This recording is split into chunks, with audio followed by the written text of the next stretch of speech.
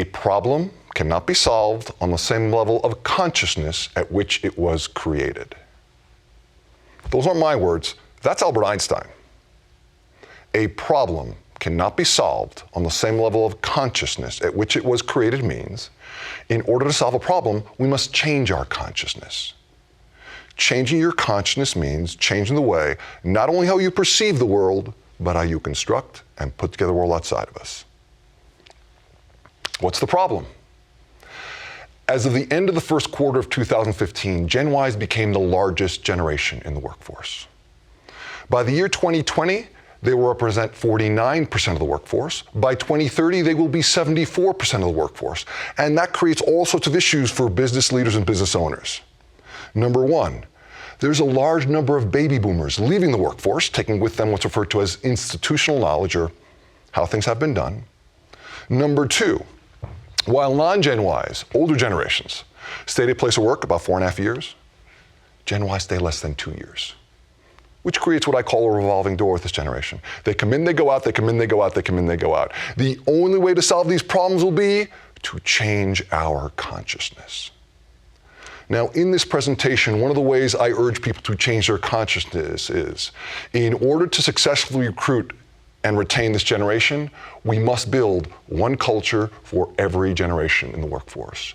So while this is a Gen Y presentation, it is not about building one culture for Gen Y and one culture for everybody else. It is about building one culture for every generation in the workforce. In order to do that, I'd like to spend a few minutes talking about different generations in the workforce.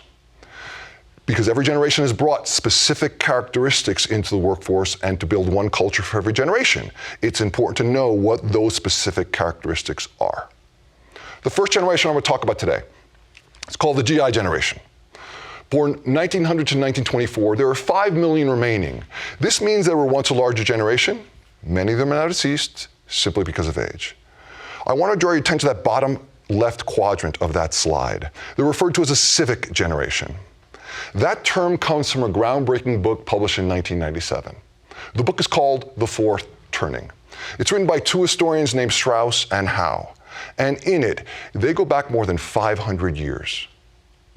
More than 500 years to document that in that period of time in Western civilization, we've had 4 generational types and 4 eras which simply cycle.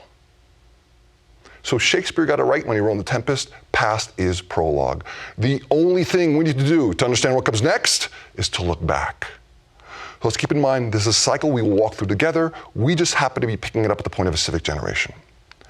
A civic generation is defined as a generation that is born into a period of time that's called an unraveling, when social institutions start coming apart.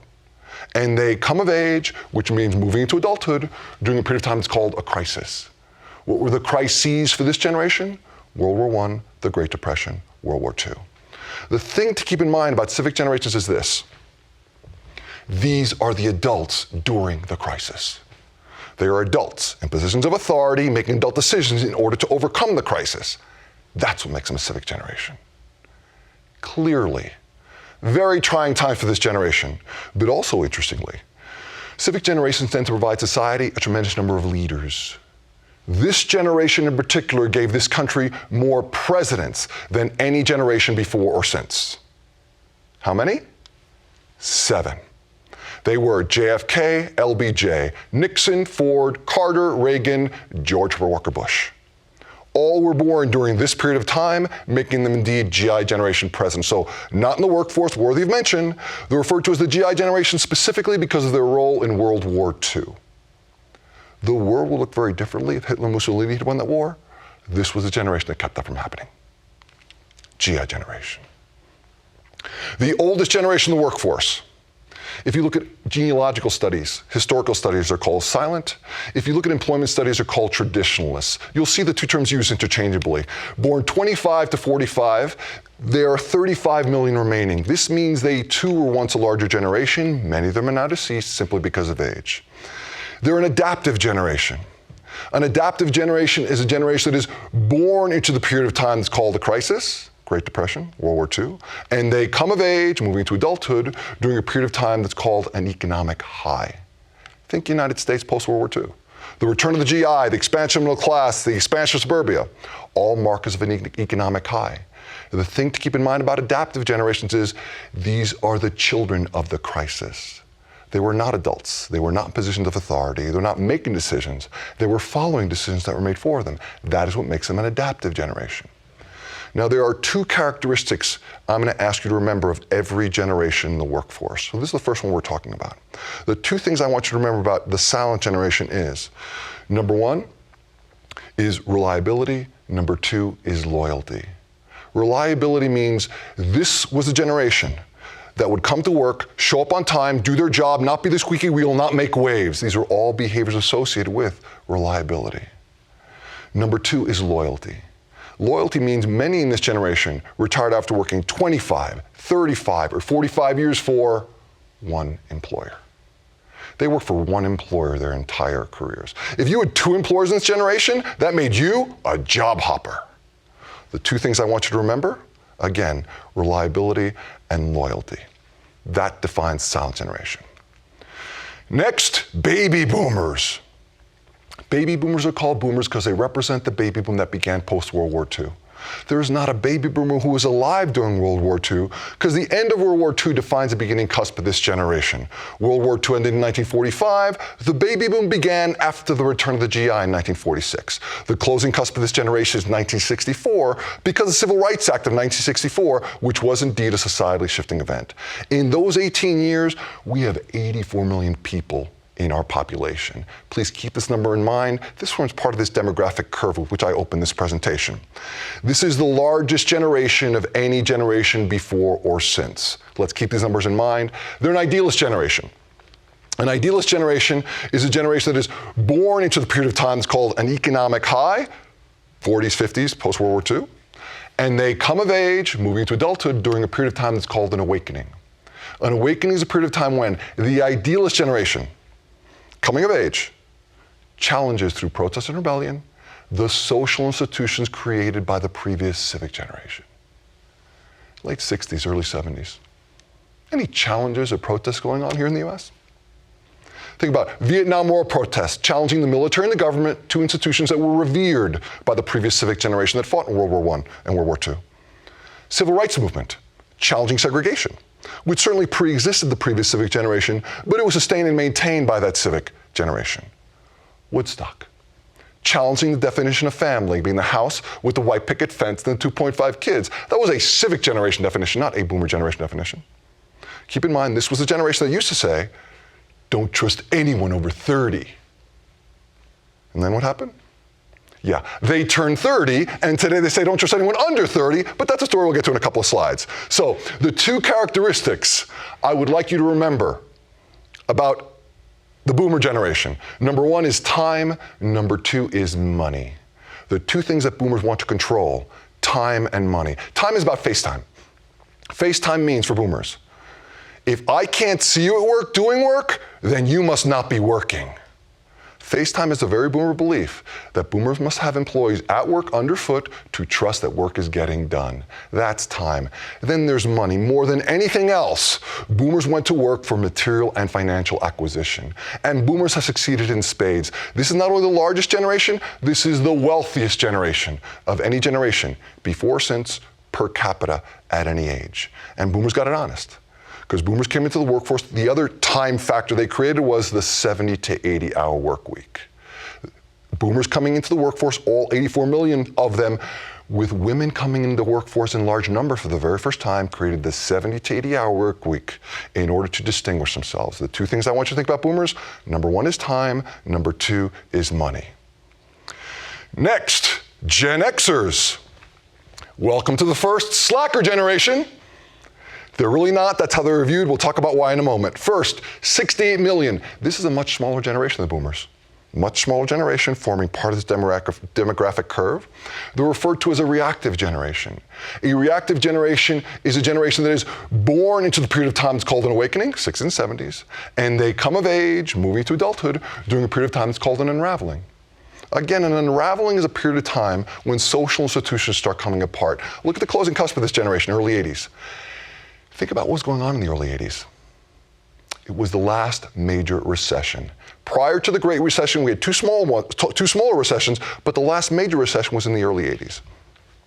And it was during that recession where for the very first time, it became acceptable for companies to balance their balance sheets by cutting staff en masse, by cutting staff in large numbers.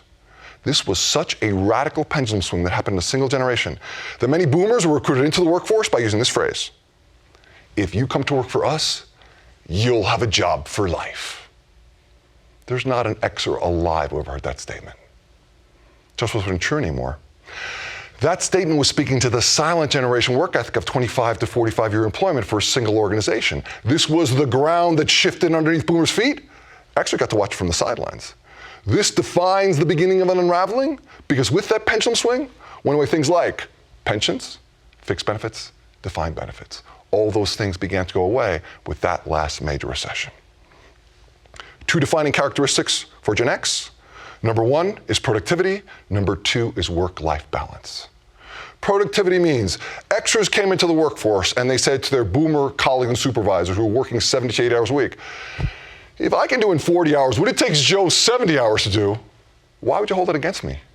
Don't measure my time, measure my productivity.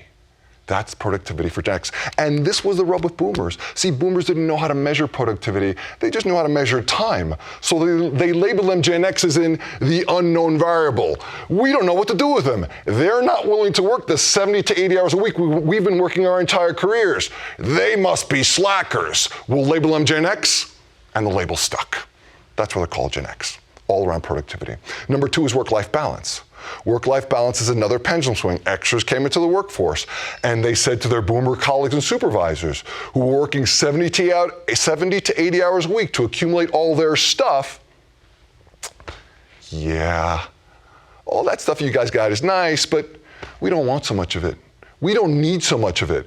We want to work to live, not live to work. We want work-life balance, which means we want to enjoy our lives now, not just when we're 65. So we will separate and hold with equal priority our work lives and our personal lives. That is work-life balance, purely Gen X value that never existed for boomers, making it a pendulum swing. Two factors that define Gen X: productivity, work-life balance. Finally, the reason we're here, Gen Ys. The term Gen Y and millennial are synonymous. Some people think they're two different generations. They are not. These are the two most common terms used with this generation. They're the same generation. Occasionally, you'll also hear the term echo boomers, because statistically, these are the children of boomers. 79 million means this is another large generation, not quite as large as boomers, but almost. And this sets up 3 points that are fundamental to understanding this presentation. Point number one here is we cannot escape our demographics. Peter Drucker said, our demographics are the future that's already happened. In this country, we have 84 million boomers, followed by only 68 million Xers, followed by 79 million Gen Ys.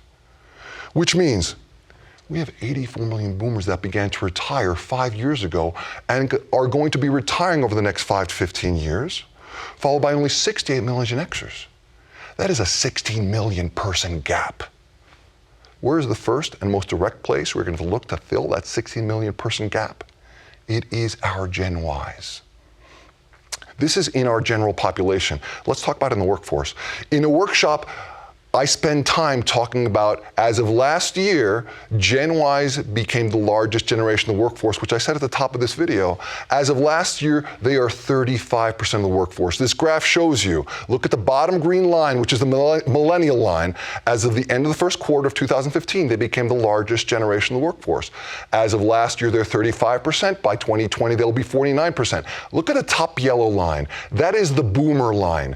Boomers were the largest generation for more than 20 years. That's what the Gen Y line is going to look like. Gen Xers, we are the second. I'm a Gen Xer. We are the light green line, second from the top. Gen Xers, we were the largest generation for 3 years. Our time has come and gone. They were a good 3 years, 2012, 2015, not bad. But as of last year, Gen Ys became the largest generation of the workforce. They will be for more than 20 years. This is about recruiting and retaining. This is why it is key to bring them into our workforce early. This is about understanding them as customers. We're going to read this graph from the bottom to the top. So the first gray bars are the boomer generation. Notice the increased birth rate for boomers. The second blue line up from the bottom, that is Gen Xers. Notice the decreased birth rate for Gen Xers. The second gray line up, that's the millennial line, millennial generation. Notice the increased birth rate. That peak that you see in that second gray line up, that's referred to as the Gen Y baby bump. That means that it was 1990 and 91 where boomers were having most of their children, or created a peak in the Gen Y birth rate. That's the Gen Y baby bump. That means that is this year's 25 and 26-year-olds. Which means if you consider that throughout our life cycle, our peak spending years are between 25 and 49, they have entered the peak spending years of their life cycle beginning last year. And if you are waiting for them to spend money like boomers, I would suggest you're going to be waiting a very long time. This is the generation that's created what's called the shared economy, the on-demand economy, the gig economy, Uber, Airbnb, cars to go, Zipcar. These are all parts of the shared gig or on-demand economy. Boomers would spend money on material acquisition.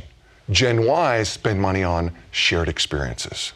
If we are going to have successful businesses in the future, we must understand Gen Ys spend money very differently than boomers. That's all about demographics, which is point number one here. Point number two here is not only about demographics, it's also about skill sets. This is the first generation that's referred to as technological natives. The rest of us, technological immigrants. Why those terms? 1972, NASA with the Apollo 15 mission sent this vehicle to the moon. The vehicle's called the Lunar Rover. It's basically a dune buggy for the surface of the moon, the world's first Tesla. On the Lunar Rover, there's a battery pack, which holds electricity, and a computer chip that is responsible for distributing electricity in a way that powers the wheels. This was 1972. This generation began 10 years later in 1982. 10 years later, this generation grew up with computer chips more powerful than the chip that was used on the Lunar Rover in their cribs. These toys that we bought them, if you depress a button and the toy produces light and sound simultaneously, these toys have computer chips that are more powerful than that chip that was used on Lunar Rover. Now, this may seem innocuous enough, but the fact is this has turned social learning on its head. Consider, 20 years ago, 50 years ago, 100 years ago, if you wanted to learn to become a plumber, a carpenter, electrician, learn any trade, where would you go? Something like a trade school, union hall apprenticeship, right? And you would learn from somebody who was older than you or younger than you. It was always somebody who was older than you. Today, if many of you watching this video, if you go out to buy a new smartphone, where are you going to learn how to use it? It's usually our children, or the Apple Store, which is populated by Gen Ys, who are called geniuses. This is the first generation in history to have adults going to them to learn anything. Adults going to children to learn anything. That is social learning turned on its head. That is point number two, skill sets. So point number one here is demographics, there's no escaping them. Point number two, skill sets. They bring different skill set. Point number three, look at the generational type. This is the next civic generation. Born into an unraveling, coming of age during a period of crisis. What's the crisis? Banking, housing, religious fundamentalism, foreign war, renewable energy, the environment. Pick one. This is a generation that will overcome one or more of these crises as adults. Keep in mind, civic generations tend to provide society a tremendous number of leaders. This is the next generation of leaders. So this slide shows you it's a cycle. We're reading from right to left. The GI generation was considered a civic generation because they were born into an unraveling, they came of age during a period of crisis. Gen Y is also a civic generation because they were born into unraveling, they came of age during a period of crisis. This is a cycle that's been going on for more than 500 years since these trees were saplings. So in a half-day or full-day presentation, I spent a lot of time on recruiting and retaining because this is the biggest challenge for organizations across the country. And the way we talk about it is we define and work on these 5 factors. These are what I call Gen Y magnet factors, because these are simply the factors that Gen Y magnet companies that Gen Ys want to work for, are all using. And the way we do it in a group is I use real-time polling. Real-time polling means that I turn people's telephones, tablets, computers into a polling device. And we ask questions like, of these 5 factors, which ones are your strengths in your culture? And we get real-time responses. The idea of the strengths is we want to leverage those. Then we ask, which ones are your challenges? And the idea of challenges, these are the challenges we want to address and overcome. And again, every group looks different. The responses on these strengths and challenges are clearly going to be a reflection of the makeup of the group. But real-time polling is how we address the specific needs of the specific group, whether that's something like a Vistage group or an organization independently. So here are the 5 factors. I'd like to unpack one of these in particular, because I said that at the top, we want to build one culture for every generation in the workforce. So the one I want to focus on most today is flexibility. Because while Gen Ys demand and need flexibility, if you go to a boomer today who's mid to late career, and you say to them, I'd like to offer you a little bit more flexibility in your work schedule, what do you think they're going to say? Oh, don't give me any of that. It's unlikely. The fact is, these are 5 factors that work for every generation of the workforce that build your culture that becomes your competitive advantage. So let's talk about flexibility, unpacking it. I've gone into a lot of companies where some executive will say to me, we have all sorts of flexibility, which nobody uses. Why? Because they never took this step. And this is the number 1 step I suggest with regard to creating a culture of flexibility. Step number 1 is you go to your employees across the board, not just your leadership team, and you ask them, what type of flexibility would you like to see in your work schedule? I call this informing the process. Number 1 is you ask, and let me say this is the most commonly missed step.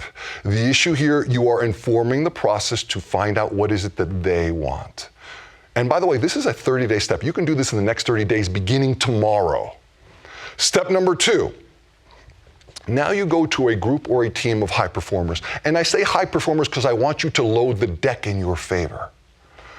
Go to a group of high performers and you say, we did this survey.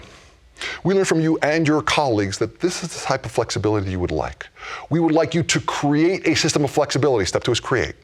We want you to create a system of flexibility and ensure that you can maintain performance at this level or higher. Accountability precedes flexibility. We want you to create a system to make sure you can maintain performance at this level or higher. That's step 2. Step number 3, you get the data back from step number 2. Now you go to a different group or team of high performers, and you say to them, we did this survey. We learned from you and your colleagues that this is the type of flexibility you would like. We went to this group over here and they created this system of flexibility. We would like you to test the system of flexibility. Step number 3 is test. We would like you to test the system of flexibility and make sure that you can maintain performance at this level or higher. Accountability precedes flexibility. And you give this group 30, 60, 90 days, whatever they need, in order to nip, tuck, and tweak the system to ensure that they can be successful. You think they're going to feel pressure to perform? Of course they are. It's their system. This is what I call the foundation of a performance-based culture. In a performance-based culture, you get 2 very important things, both of which make your lives easier. Number 1 is you don't drive performance, peers drive performance. Why? Because they are the direct beneficiaries of that performance, in this case around flexibility. Number 2, and equally importantly, in a performance-based culture, mediocre and poor performers need not apply. They are either pushed out or they self-select out because they can't keep up. And I'm perfectly comfortable with either one of those conditions. Step number 4, last step, get the data back from step number 3, make sure they've met the standard of performance of this level or higher, and only then do you roll it out. I want to be very clear here. I'm not asking you to risk your organization on anything. I'm saying have your employees inform the system, which is step number 1. Have them create the system, which is step number 2. Have them test the system, which is step number 3.